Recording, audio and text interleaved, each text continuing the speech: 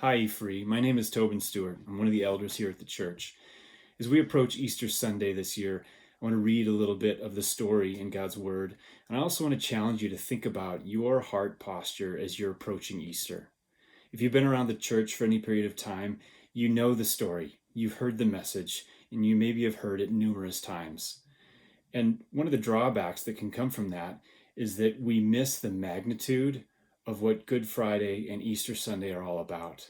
We know what happens. We know that Christ gets crucified on Good Friday. We know that the grave is empty on Sunday, on Easter Sunday, because he's risen from the dead.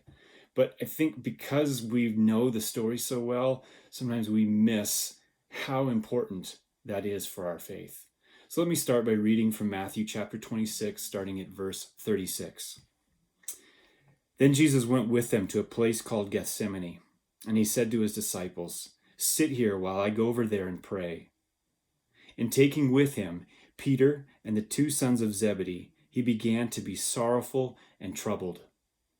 Then he said to them, "My soul is very sorrowful, even to death. Remain and watch with me." And going a little further, he fell on his face and he prayed, saying, "My Father, if it is possible, let this cup pass from me. Nevertheless, not as I will, but as you will." And he came to the disciples and he found them sleeping.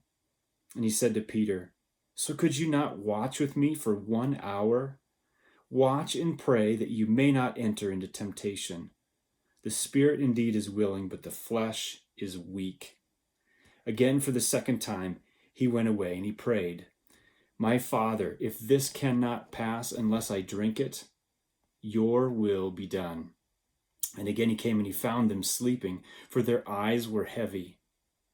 So leaving them again, he went away and prayed for the third time, saying the same words again. Then he came to the disciples and he said to them, "Sleep and take your rest later on.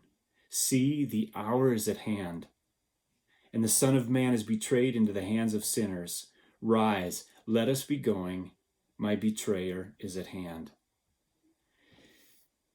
Jesus is very soon going to be betrayed by Judas. He's going to be taken and tried and beaten and hung on a cross. It is obviously a time of grief for him, and he is going to the Father in prayer. And he takes with him 3 of these disciples, and he asks them, "Can you sit and watch with me and pray with me?" And what he finds is that they fall asleep. My question for you and for myself in this is, are we asleep right now? E-Free as a church, are we awake or are we asleep? And as we approach Easter this year, do we have a posture of falling asleep, or do we have a posture that says, I want to watch with Jesus and I want to pray through this time? Some of you may have participated recently in a prayer night with us where we dedicated an hour to sit and watch and pray and to lift our voices to God. May that be our heart posture on a regular basis, that we wouldn't fall asleep on our faith, not just physically, but in our faith. Are we falling asleep?